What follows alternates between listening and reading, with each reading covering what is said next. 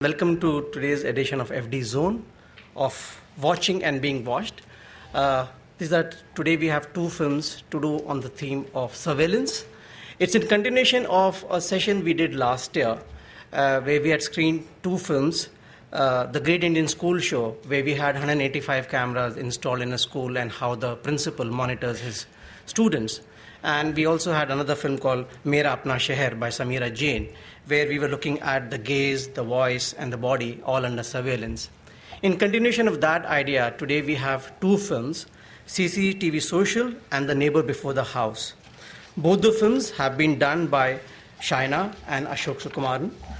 Shaina and Ashok Sukumaran are part of CAMP, and I'll just read a brief note about their work. CAMP is a collaborative studio founded in Bombay in 2007. It was founded by Shaina, Sanjay, and Ashok. Their artworks and films are technically intensive and conceptually challenging and have been exhibited around the world at major art venues in recent years. From their home base in Chum village in Khar, and I appreciate if can take time off and visit the studio. It's like out of this world. CAMP, they are the co-initiators of an online footage archive called Padma. They are also initiatives of this new cinema archive called IndianCinema.com and the Warfage project on the Indian project on the Indian Ocean. And recently, I had the privilege of looking at their latest film, which uses mobile phones extensively. And the film got a special jury award at Marseille just last month.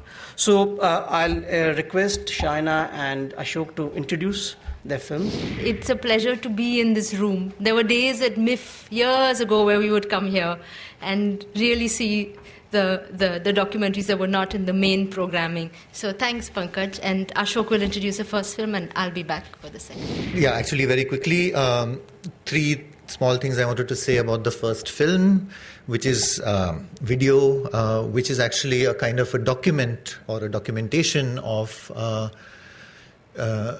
kind of art project or intervention into a kind of public space, the CCTV control room. Public as we've defined it as should be public in some ways, space, the CCTV control room. And this particular thing took place in 2008, the documentation that you're going to see of this event over 2 days, 3 days actually, in one location and then 2 days in another location in Manchester, a city in the UK, an industrial city, a famous city because of Marx and Engels and the heart of the Industrial Revolution. Two kind of state official police CCTV control rooms were accessed actually by China through a kind of complicated negotiation with a museum education program.